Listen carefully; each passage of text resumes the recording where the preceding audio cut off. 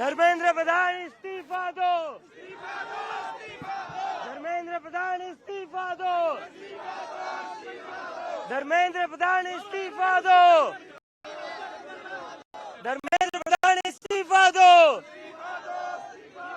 धर्मेंद्र प्रधान इस्तीफा दो। इनकलाब इनकलाब इनकलाब वंदे वंदे वंदे भारत माता की। अभी जस्ट एक बार चल दो, मैं वहां से बात करूंगा।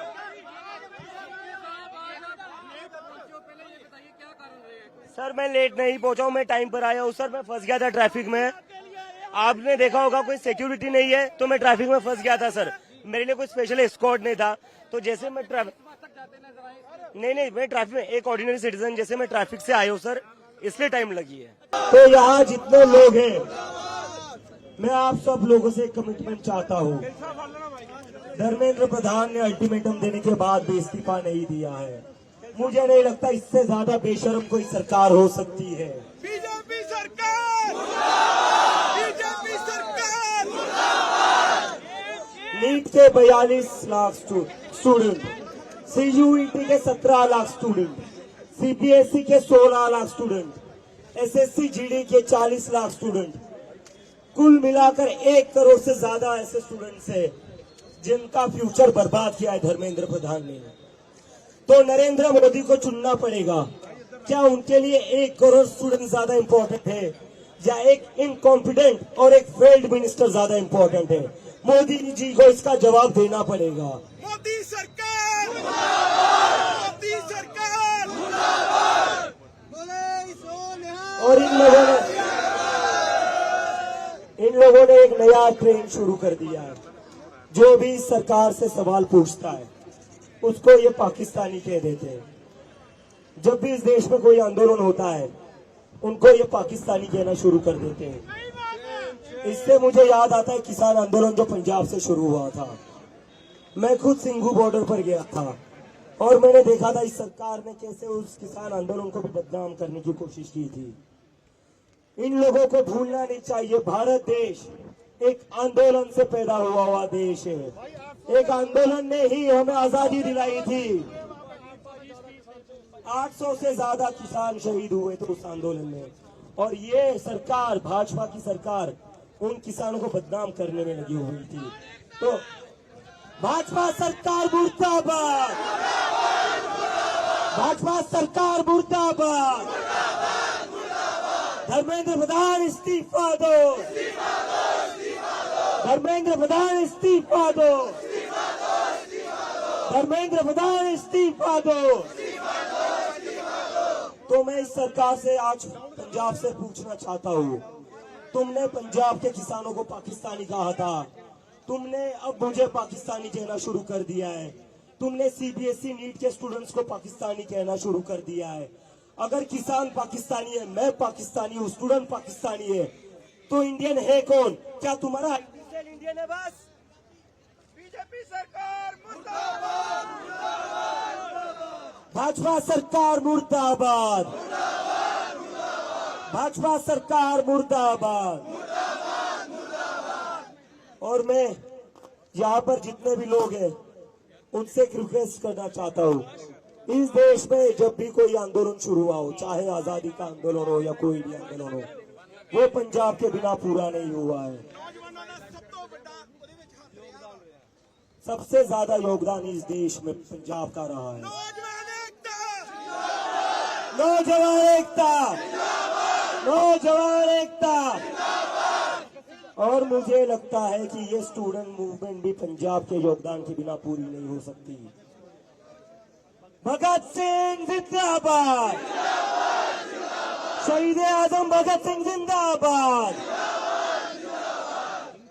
तो मैं आप लोगों से एक कमिटमेंट चाहता हूँ, आने वाली 20 तारीख को हम सभी लोग दिल्ली चलेंगे। आप लोग दिल्ली आएंगे या नहीं आएंगे? कौन कौन दिल्ली आएगा अपने हाथ खड़े करके बता दो। तो रही पक्की बात, सब दिल्ली आएंगे।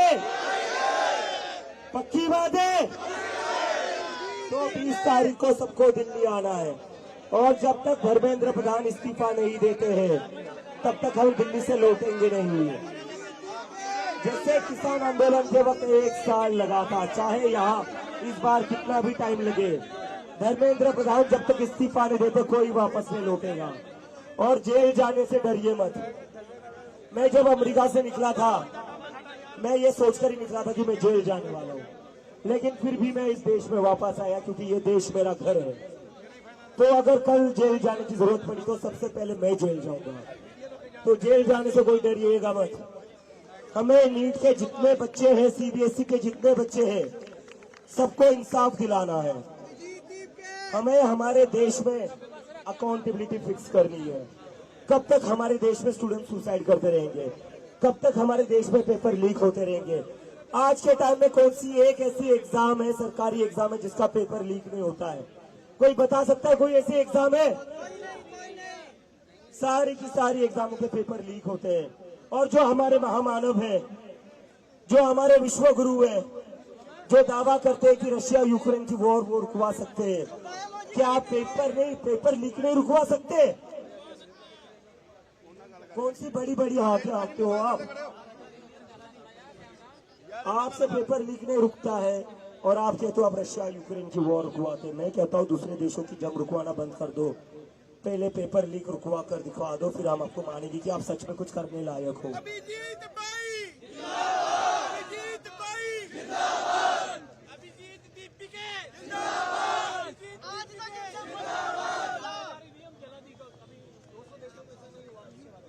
ईवीएम तो ये जला ही रहे हैं, जलाएंगे ही। क्यों नहीं जलाएंगे ये लोग चुनाव को ईमानदारी से थोड़ी ना जीतते हैं।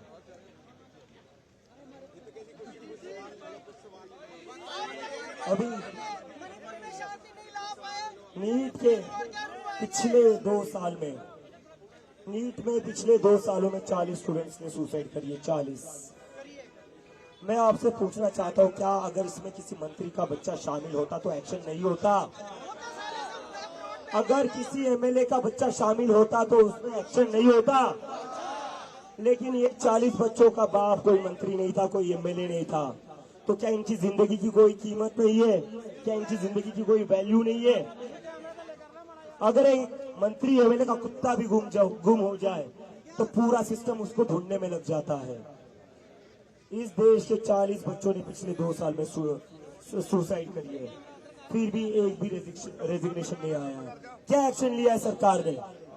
सरकार ने ट्रांसफर किया है ऑफिसर्स का। ये कीमत है इस देश में स्टूडेंट की जान की, कि आपसे सस्पेंड भी नहीं करवाए जा रहे ऑफिसर्स, आप खाली उनका ट्रांसफर करवा रहे हो। अरे आपको शर्म आनी चाहिए। अगर कोई होता जिसमें जरा सी भी शर्म होती, वो एक सुसाइड के बाद ही नैतिक जिम्मेदारी लेकर रेजिग्नेशन दे देता। सही बात है। लेकिन इन लोगों में जरा सी भी शर्म नहीं बची है। इसलिए अब हम सबको एक साथ आना पड़ेगा और जंतर मंतर पर बैठना पड़ेगा। और जब तक ये लोग हमारी बात नहीं मानेंगे हम वहां से नहीं हटेंगे। धर्मेंद्र प्रधान इस्तीफा दो, धर्मेंद्र प्रधान इस्तीफा दो, धर्मेंद्र प्रधान इस्तीफा दो, धर्मेंद्र प्रधान इस्तीफा दो, धर्मेंद्र प्रधान इस्तीफा दो, धर्मेंद्र प्रधान इस्तीफा दो, धर्मेंद्र प्रधान इस्तीफा दो। अनपढ़ गवारों की ये सरकार नहीं चलेगी, नहीं चलेगी। अनपढ़ गवारों की सरकार नहीं चलेगी, नहीं चलेगी। अनपढ़ गवारों की सरकार नहीं चलेगी, नहीं चलेगी। अनपढ़ गवारों की सरकार नहीं चलेगी, नहीं चलेगी। धर्मेंद्र प्रधान इस्तीफा दो, धर्मेंद्र प्रधान इस्तीफा दो। Thank you, thank you.